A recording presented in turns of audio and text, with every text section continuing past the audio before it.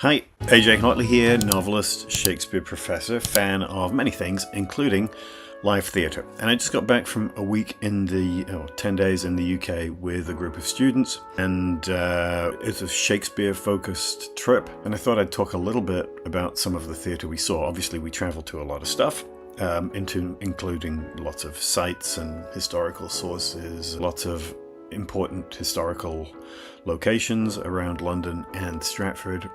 Significant for Shakespeare and his work, but in some ways the most exhilarating part for me, particularly because I've done most of the sites and things before, well, all of the sites before, is going to the theatre, where you never quite know what you're going to see until you get there. And I think it's particularly powerful for my students, many of whom are not theatre goers, right? We live in Charlotte, North Carolina, and the theatre scene is lacking, has been for a long time.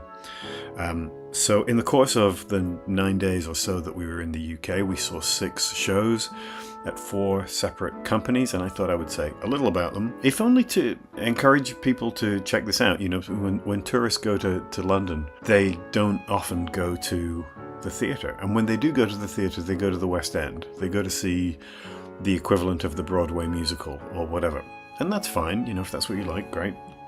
But there's so much good theatre in London, and you know, as I say, I went into a lot of these shows with no expectations whatsoever, and it was, for the most part, a pleasant surprise, and something that I think radically affected my students. I think changed the way they think about a lot of things, changes the way that they will look out for theatre in the future. So we saw, as I say, 6 shows. The first we saw was Orlando at the Garrick on what was actually the last night.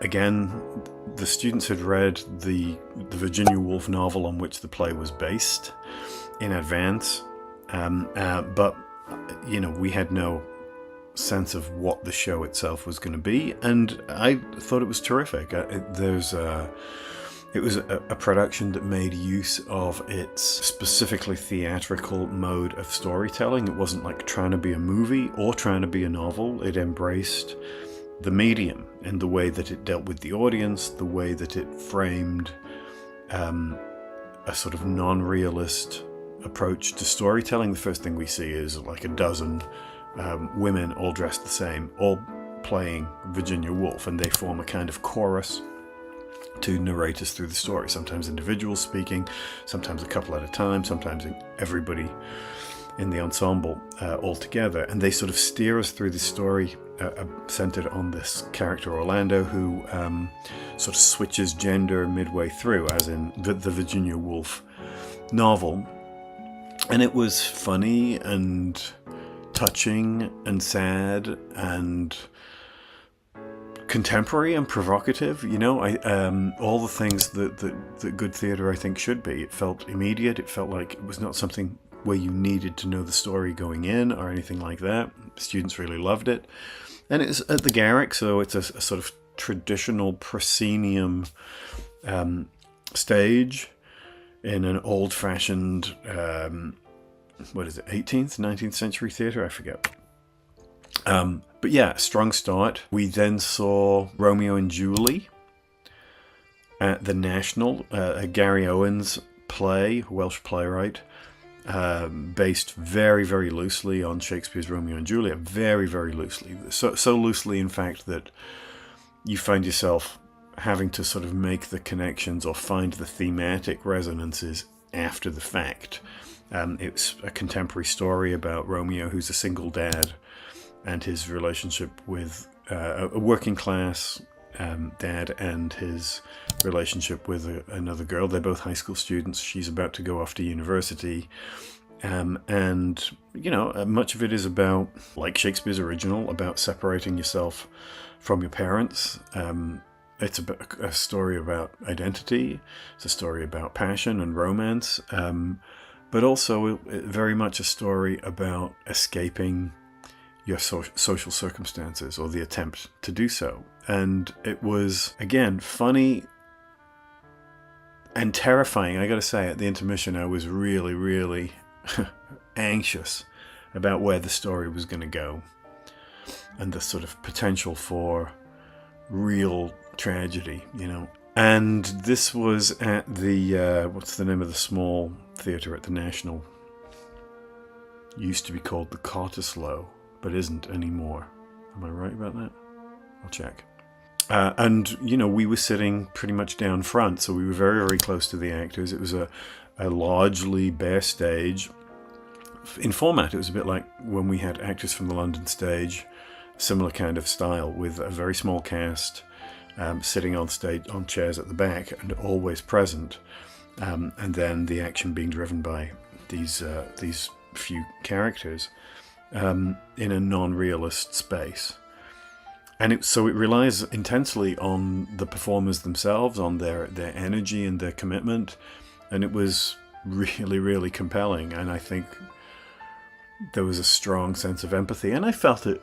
You know, I've seen a couple of reviews that were less enthusiastic and thought that it was sort of stereotypical or valorized the working class. I didn't feel that at all. I felt like it represented individuals within the working class without trying to sort of make larger sociological arguments, which is what theatre is about, right? When you're dealing with individual characters on stage, it's their stories, not the larger mechanisms that you have to sort of engage with. Though I would say that this had a sort of Brechtian, I'll talk more about Brecht in a second, it had a sort of Brechtian distancing because it has a non-naturalistic kind of space in the way that it was performed. But I thought it was terrific and emotional and powerful. Not as dark, finally, as I feared it was going to be.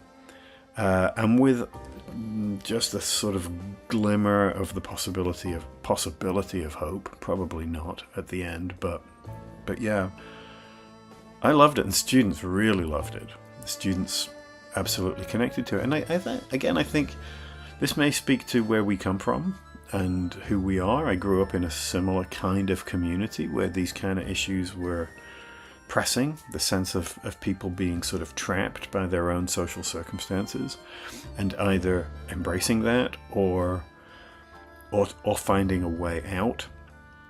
But, you know, at the expense of the things that you lose in the process, including friends and family and a sense of rootedness within a kind of community. All of that was in play, and I thought it was terrific. And I also think that a lot of that is actually right at the heart of Shakespeare's Romeo and Juliet. So there were no lines from this production that were clearly taken from Shakespeare. It was a very, very loose adaptation. You couldn't say, oh, well, this is, you know, the Friar. This is... It didn't work like that at all. But there were sort of thematic resonances and ideas in play that I thought were similar. So I thought it was terrific. What did we see next? Titus Andronicus at the Wanamaker. The Wanamaker is the indoor space at the Globe, modelled somewhat loosely on an early 17th century indoor space like Blackfriars or somewhere like that. And what can I say? Not a good show for me. Some people loved it. Standing ovation. And some of the reviews were really supportive and positive. I kind of hated it, if I was honest. Not because of the cast. The cast, I thought, for the most part, actually pretty much across the board, did a solid job of delivering a difficult play. Titus Andronicus is an early Shakespeare play. It's very, you know, Senecan, very influenced by people like Marlowe and Kidd. For me, it's like it's very physically, graphically violent, and also very talky, very Ovidian in its representation of emotion and the kind of tragedy that generates that emotion. It's not the way Shakespeare sounds later in his career. To me, it's a very experimental tragedy, and it's not an experiment he really comes back to. So it's a difficult play. So, you know, that.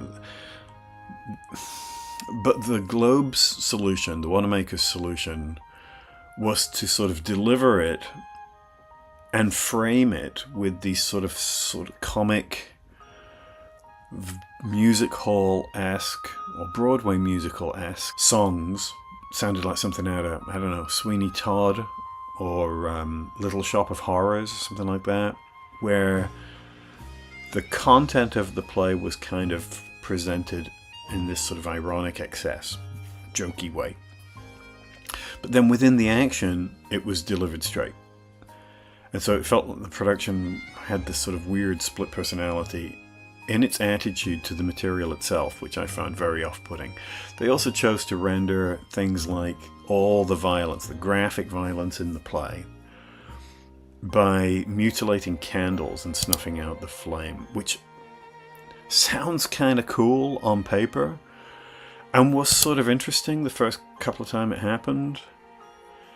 And then it got boring. The stakes become very low. There's no emotional urgency to that choice. And by the end of the play, I found myself sort of looking at my watch and just waiting for it to finish. I also had issues with the way that certain elements were taken seriously and certain others weren't, in ways that to me seemed both topical and a little cowardly, you know. Understandably, the show was not prepared to take sexual violence anything less than seriously, which is fair enough. But they are prepared to take murder and other things in this sort of jokey way. So again, the show had this sort of weird split personality. Again, likewise, it took race very seriously, but not coherently, from my perspective. We had a black actress playing Erin the Moor, and her blackness was clearly supposed to be visible and part of the character, but it was not clear to me what the play was trying finally to say about that. And I should say also that the cast was all female, but this was very clearly framed as a show about male violence. So there was an odd thing in which race was sort of supposed to be realistically visible on stage, but gender somehow wasn't. It didn't feel coherent to me. I didn't find it persuasive. And I think in the end, what I felt baffled by was the company's attitude to the play itself. It's like, if you think the play is sort of stupid and excessive, and if the message, which is what the final songs suggested, was, thank God we don't live here, in this sort of particular version of Roman maleness, then why are we doing it? And that, to me, was the question that I kept asking myself as I'm watching the show. And it reminds me of, something that Paul Manzer, a friend who I had on this channel a long time ago, said once, that sometimes when you say, when you sit down with a company at the beginning of a rehearsal period, the first question is always, why this play and why now? And you need to be able to answer those questions. There needs to be an urgency driving the thing forward. And the problem sometimes with Shakespeare, particularly Shakespeare at the Globe, and maybe sometimes at the RSC as well, is that the answer to why Shakespeare is because Shakespeare. This is what we do. This is part of our mandate. So we're going to wheel these things out constantly. Why do Titus Andronicus? Because we haven't done Titus Andronicus for a while. And that's not good enough, If you finally think the play is stupid, then don't do it. I have no problem with that. No problem at all. I've said before, I'd be more than happy if I never see another production of Taming of the Shrew. For instance, it's a play that has had its day, and that day is past. I'm not sure it ever really had its day, but anyway. So yeah, I was baffled by the Titus production, and I will also say that the Wanamaker is not a comfortable theatre to sit in a show that you're not enjoying, and I was right down front, sitting sideways, the way that those seats are angled so that you're not actually facing the stage, so you're sort of twisted the whole time. It's very uncomfortable, and if you're not having a good time, it's a long night. Anyway, okay, so that. Then what else did we see? Phaedra, also at the National. So the National Theatre production of Phaedra is similarly heavily adapted. It was directed by Simon Stone. It bears little resemblance to the Greek myth. or the Senecan play based on it. But again, it has sort of thematic connections, and obviously it's absolutely contemporary. It's set in present-day London, with feet in the past in Morocco, and the stage itself is an enclosed glass box which revolves, and that means that the actors are all behind glass. They're all mic'd, and the sound is coming to you from various parts of the building depending on where you're sitting. And I was a bit anxious about that. I thought it might be completely alienating, and it is kind of alienating in that sort of Brechtian sense that it's very voyeuristic. It looks like you're looking in through people's windows, particularly in the first part of the production, watching their lives. So it's an interesting take on that invisible fourth wall idea, because you're seeing through it, but it also is reminding you of the artifice, right? Unlike the traditional invisible fourth wall,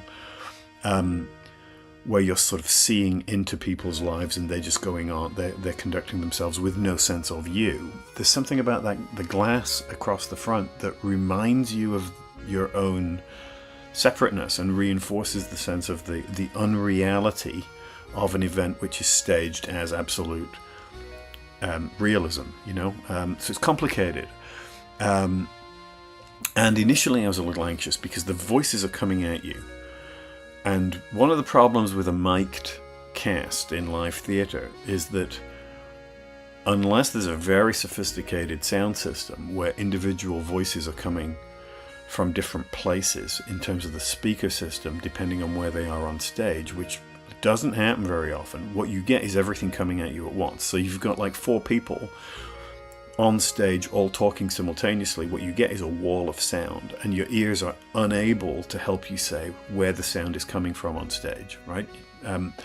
The result is that it's this sort of cacophony, and one of the ways that this show worked really well, I would say, is that it does a great job of showing the way people talk in dinner parties and things like that, where they're sort of talking over the top of each other. It's very disorienting. But quite sort of powerful, because in the end this is very much a play about people's sort of failure to communicate, their narcissism, their unwillingness to listen to others in ways that allow them to truly empathize with their condition. I thought that was really interesting, particularly insofar as it gets into some areas of the post-colonial. This is a story about a woman and her current family who had a relationship when she had been living in Morocco with somebody else who's been dead a long time, and his son shows up at their house one day. And it gets very sort of Who's Afraid of Virginia Woolfy, right? That's under the sort of superficial perfection of their lives, you start to unravel all these past and present secrets as the relationships start to complicate, and she sort of gets involved with the son of this guy she was once in love with, and her daughter also gets involved with him, and it's really awkward and uncomfortable, but plausibly so, and it hinges also on a kind of post-colonial ideas about the way that foreign people are not exactly treated as real people. There's a kind of exoticism in which foreigners are allowed to be reduced to their significance to the imperial presence or the consumer, right? You know how you talk about how writers have been told increasingly not to describe the color of people's skin when they're non-white, to not describe them according to products that people consume, right? There was a vogue for talking about people as having coffee-coloured skin and things like that. And there's something a little uncomfortable about that frequently, because it reinforces this idea that these people are there to be somehow consumed, that they're not going to have a full inner life, that they're there for the benefit of a majority white readership. And I think that this was a play very much about that, and about the sort of intense selfishness of these very successful people. You know, the lead character, Helen, in this is a politician, though what she actually stands for is really hard to gauge, because, you know, everything that she does is about herself. Played, incidentally, by the extraordinary Janet McTeer, who I've been seeing on stage and in film since I was an undergraduate myself. I saw her as Rosalind in As You Like It at the Royal Exchange in Manchester, and that was one of those sort of landmark productions for me that made me want to be more involved in Shakespeare and more involved in theatre, because she was extraordinary. She's always extraordinary, and in this production she's terrifying. You know, what makes her terrifying is her narcissism, her self-involvement, and her willingness to destroy the people around her, and then justify that in terms of how she feels, right? Which is a very sort of contemporary, privileged position, that you're prepared to do terrible things to other people because you're uncomfortable or you're upset. My feelings have been hurt, and therefore everything's justified, because in the end the world revolves around me. So yeah, I thought it was terrific. It was visually quite stunning, and it was interesting. It was upsetting in some ways, but there was a unifying within the group of us who saw the show together. Everybody's sort of exhilaration was also rooted in how much we disliked the main character, which is very unusual, and a credit to an actor who's prepared to take that on, right? To allow, it's one of the hardest things for actors to do, which is to not be liked. You know, actors are always wanting to find something good about their character, to play that, to appeal to people. And so there's something particularly challenging, I think, about taking on a role where you feel irredeemable. Not a villain, not in the sort of mustache-twirling, self-conscious villainy of an Iago or somebody like that, but just somebody who's so relentlessly self-involved that they are toxic to everybody around them. Lethal, you know? So yeah, I thought it was terrific. I saw one review that didn't like it because they didn't like what they saw as a sort of glibness about suicide. I didn't feel that, but I guess, you know, with those kind of very powerful issues, your experience of them may shape the way you respond to it. Anyway, yeah, I thought it was really strong. My students really liked it. What next? Next, we were in Stratford for the Tempest with Alex Kingston, who some of you will know as River Song in Doctor Who, among other things, as Prospero. And it was a really interesting production. This was at the now remodeled RST, which has that really deep thrust stage. So part of what was cool about this trip with this series of theatre trips is that we were in radically different theatre spaces. So the students learned a lot about how those different spaces function, and the kind of engagement with the audience that they tend to generate or facilitate. And this production, it was an odd show in some ways. That it was the kind of production that the more I sat with it after the fact, the more I enjoyed it. In the moment, sometimes it felt a little ponderous, particularly some of the comedy I found a bit laboured and slow. But it was super smart, doing some really interesting things, and it does what good Shakespeare should always do, which is it should surprise. That no matter what you think you know about the play, you should be sort of forced to think about something that you hadn't considered before, or hear a line in a way you hadn't heard it before.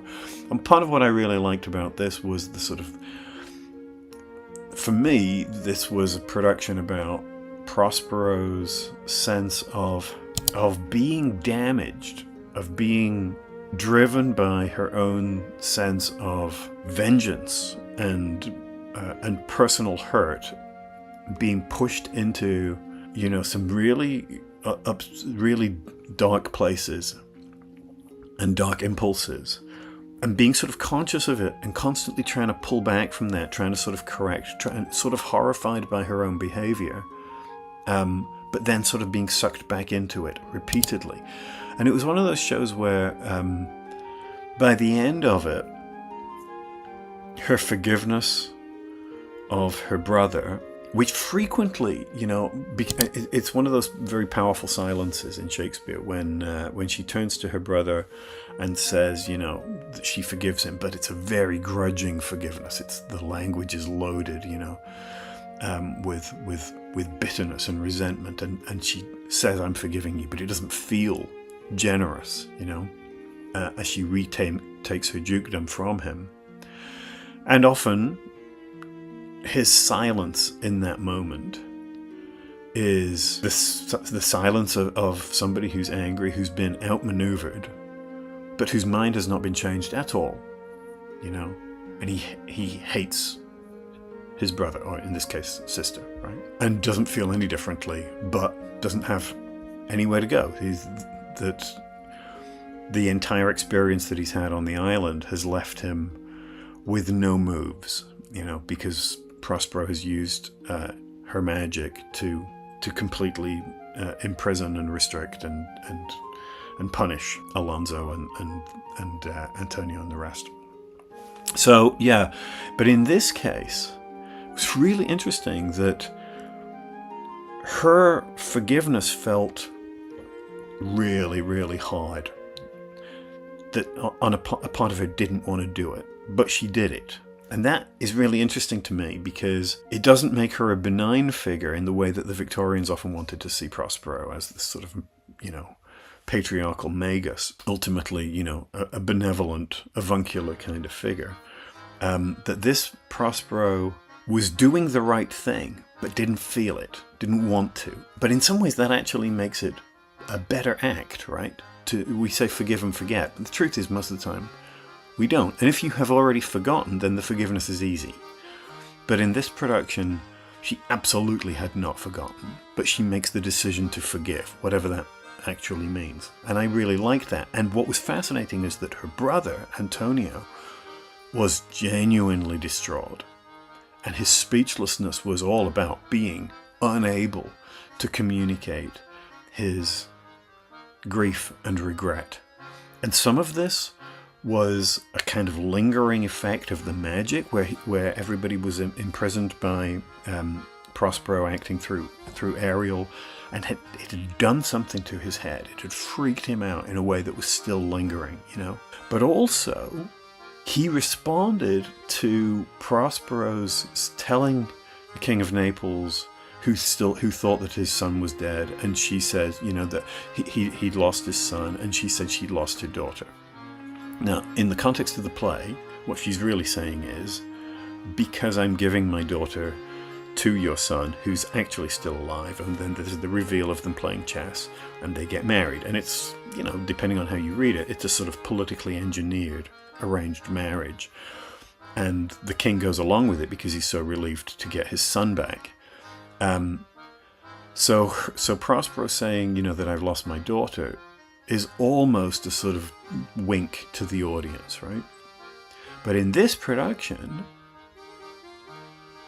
I've never seen this before. Antonio responded with horror at this remark because he assumed that it had happened years before when they first sent them out into the boat and she had survived that experience, and he thought that the baby had died. And he was absolutely devastated by it. The full sort of horror of what he had been involved in hits him. And he sort of recovers some of it when it turns out that she's not talking about the ancient past, but about this sort of recent moment. But he's still absolutely devastated. And I love that. The other thing that I thought the production was really interesting about was that they had, often in modern productions since the 70s, this has become a very post-colonial play. This is often the way we talk about the play in terms of the origins of, the Bermudas and Jamestown colony and all this sort of stuff informing the writing of the play. And it's since the 1970s, it's become a play very much about indigenous peoples and about blackness and about slavery and so on. And this production looked like it wasn't doing that, because we had what seemed to be simply white actors in the roles of Ariel and Caliban. But that got interestingly complicated late in the show, where the actor playing Caliban at the very end of the show inserted lines in Algerian Arabic, and the actor playing Ariel sang in Welsh. And so it was really interesting as a sort of study of it suddenly became the colonial stuff came back into view in this really unexpected way that I thought was really, really cool.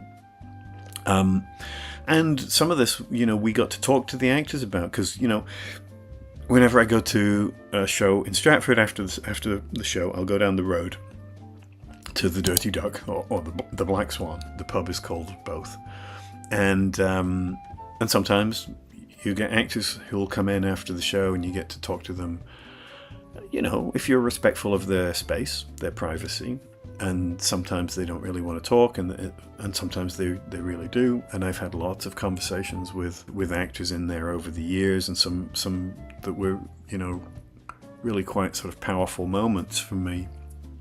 And I hoped that this would happen, taking these students. I met Ian McKellen in there. I met the entire cast when David Tennant was playing Hamlet, and I got to hang out with Mariah Gale and Penny Downey and Oliver Ford Davis and all those. It was a really, really wonderful evening. And in this case, when we got there, it was quiet, and then the actors started coming in, and they were really, really generous. We spent a long time talking to the actors who played Miranda and Ferdinand, who were both wonderful. The Miranda was really interesting. That she had some sort of feral energies of being raised on this island by herself in ways that were really powerful, but she had also internalized some of her mother's bitterness and created this really interesting dynamic. And the Ferdinand was really good. That their relationship was completely plausible and endearing. And then we got to hang out a lot talk a lot to the actor who played Caliban, who was explaining, for example, what those final lines that he did. He said he gave 2 lines in Algerian Arabic and in the whatever is that I don't know enough about this, about the more sort of general, less dialect driven form of Arabic. And the first thing he said was, "Mama, I'm free," talking to Sycorax. And the last line was, "This island's mine," which is something that he says earlier in the play in English. Which is really neat, So yes, I really like. Oh, and Alex Kingston herself came in, and she had people with her, and she was exhausted, obviously, and had 2 shows the following day to close the run. But she was very nice and took pictures with us and such. So that was nice. So yeah, a good RSC experience, I thought. And then, unfortunately, the last show was Winter's Tale, also at the Wanamaker /Globe, which directed by Sean Holmes. And I had heard that they were going to do the Sicilia scenes in the Wanamaker, and then we would go into the Globe, the outdoor space, for the Bohemia sheep shearing scene, and then go back into the Wanamaker, which I thought sounded kind of cool, and in a way it was. But it was a terrible production. I don't even know how much I want to say about it, because I thought it was awful. Almost bafflingly, unspeakably, reductively stupid across the bill. There were moments that were there were moments of nice stuff. The sheep shearing scenes were probably the best, though Somewhat bizarrely, they chose not to put them on the Globe stage itself, but in the yard, the pit.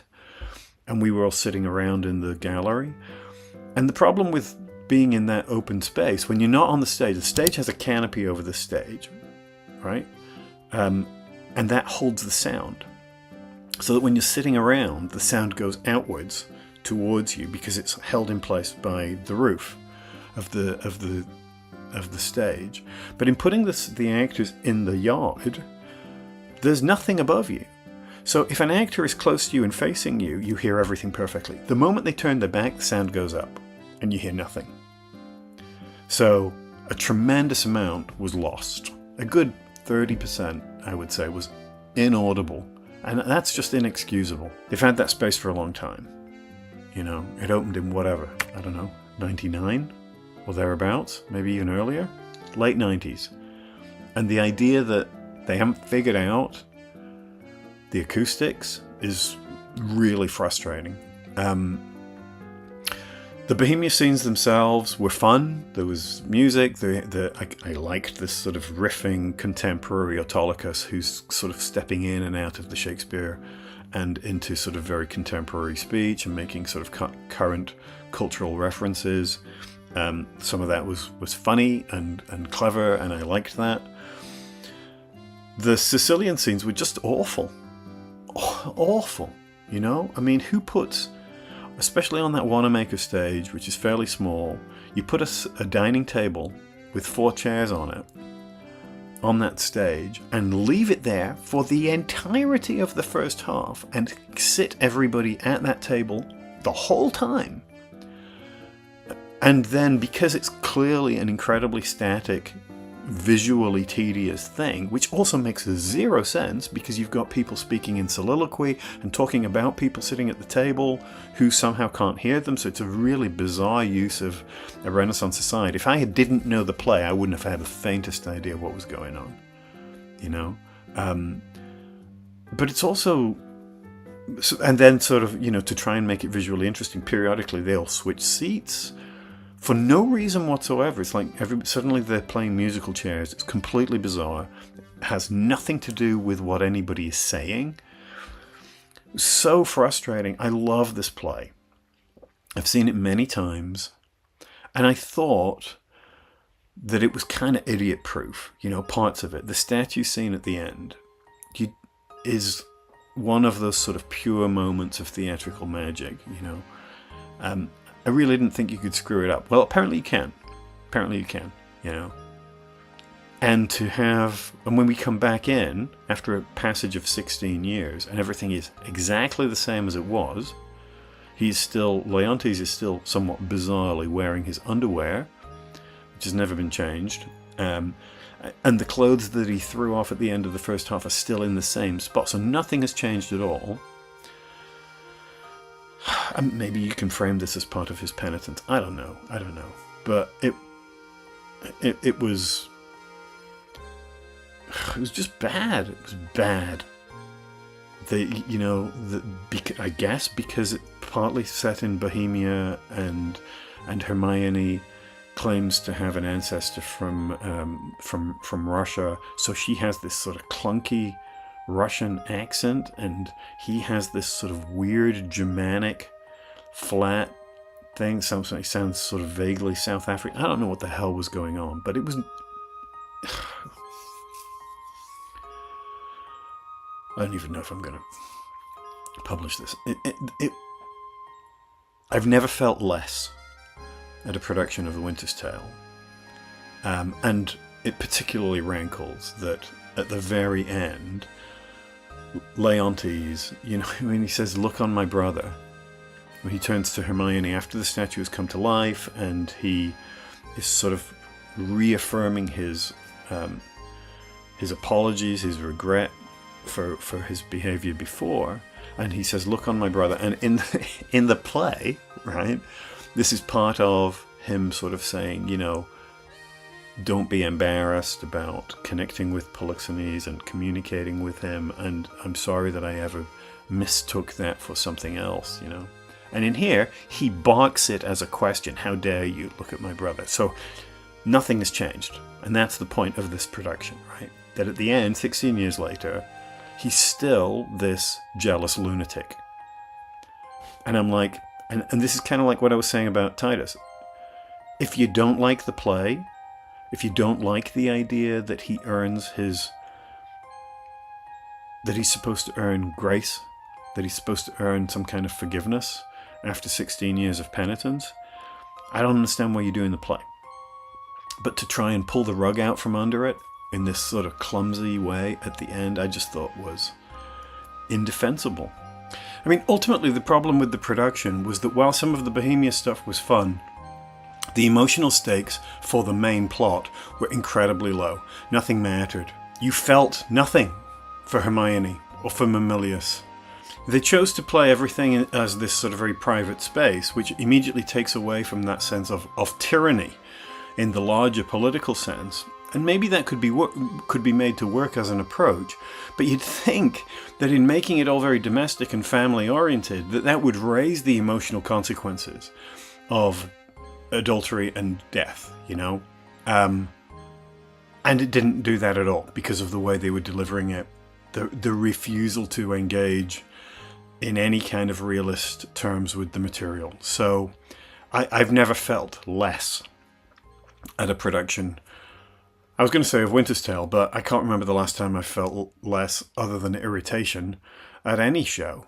So it just didn't work. And it annoys me that people who don't have a lot of experience of Shakespeare go to places like the Globe, particularly tourists, go to places like the Globe, and this is what they get. You know? It was just bad. It was bad. So much so that I don't want to go back. It's an interesting space to take students, and we worked with actors. We had a workshop there. That was great. It was really interesting and productive. But I don't know what the hell the productions are doing. And this has been sort of a concern for a long time. There has always been an anxiety about precisely what the Globe is for as an artistic venue, not as a tourist trap, not as a history lesson, but as a producer of current drama. And this seems to me a problem that continues to need reassessing. Anyway, whatever. Your mileage may vary. And again, I'm not legislating what you should or should not like. I am sometimes baffled by the things that people like, and I think that sometimes, especially when it comes to Shakespeare, at a place like the Globe, they get caught up in this sort of performative authenticity, whatever the hell that is supposed to be, which carries conceptually flawed productions and justifies them in the name of this is how it was kind of sort of originally done. Though, of course, these are modern productions doing modern things, which I have no problem with. That's not the issue, right? I'm not saying these productions would be better if they just did the text the way it should be done. I don't believe that for a second. I don't believe we know how it should be done, nor even if we know how it was originally done, that's not how we should be doing it today. And the one thing I would also add, actually, and this was also true of the RSC, is that the scripts were poorly cut. I get very frustrated with productions that leave in certain words and phrases that they know for a fact nobody in the audience understands. What's the point of that? You know? If a word or phrase is completely lost to history, if it comes out of such a specifically contemporary reference that you are only going to understand it if you have your Arden edition open and you're checking the footnotes, and that's what you hear, that's a problem. The function of theatre is to communicate in and for the present. If the text that you're working with doesn't allow you to do that, then that text either needs to be changed or you need to do a different text. I don't understand why this is hard, right? And I'm saying this as a Shakespeare professor, you know? And it's one of the reasons I said I found some of the humour in the Tempest production sort of laboured, because they insist on keeping all these stupid puns that nobody understands. Nobody understands. What is a poor John? Do you know what a poor John is? No, neither does anybody else, right? Not without going and looking in your, oh, it's a kind of salted fish that... If no one knows the reference, what is it doing in a contemporary production? Get rid of it. There are certain things that you can make playable, right? Certain things that you can convey, and there are certain things that you can't. And if your humor depends on those kind of words, and it doesn't work because nobody understands them, then there's something wrong with it. Anyway, whatever. I digress. That said, this was a great week's theatre, you know? And even the stuff that drives me up the bloody wall is productive in the sense that it gives you things to talk things to talk about, right? It forces you to articulate to yourself what was interesting, what worked and what didn't work. And sometimes you're forced to sort of say, well, maybe I didn't like it because I expected this version of the play and I got a different version, and maybe I need to change my expectations, and maybe I need to look at this other version as being somehow interesting or productive. That's fine. With the shows that with those two Globe productions, I didn't think that's what was happening at all. I did not have specific expectations. Whatever. There's more to say, but I've already said too much. All right, that's it.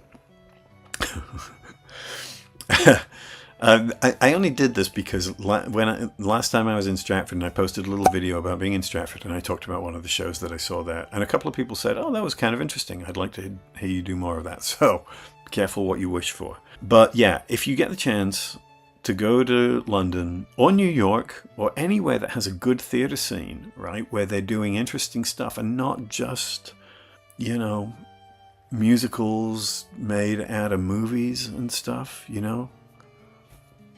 I don't understand. I mean, fine. If that's what you like, that's fine. But there's actual art, challenging, interesting art going on in theatres all over the world.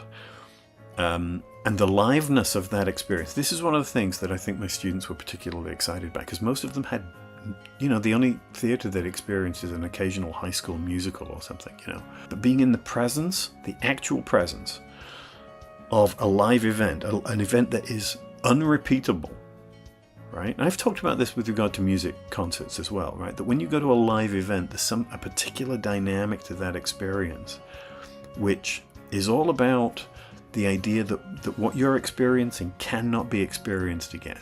This is the only time it happened, you know? And obviously that's true of music music concerts and such. But it's also true of scripted things. Your sense of this show is going to depend on where you sit and the kind of engagement that you get with the actors. Any actor will tell you that the way an audience responds changes the show radically, night after night. So what you see is unarchivable, you know? And there's something special about that. Something that really embraces the ephemeral, short-lived nature of the theatrical experience, which I think is really powerful. And the other key thing here, and this is particularly specific to the UK, is that these tickets at the National were £20 tickets, you know, and they were great seats. And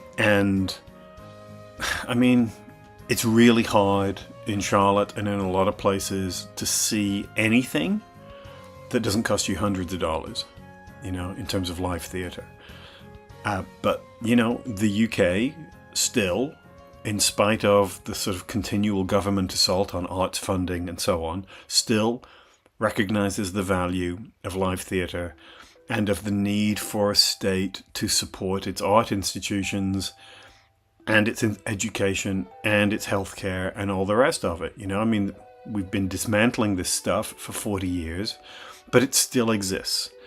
And people need to use it and to hold on to it and appreciate what they have, you know? £20 to see this caliber of work.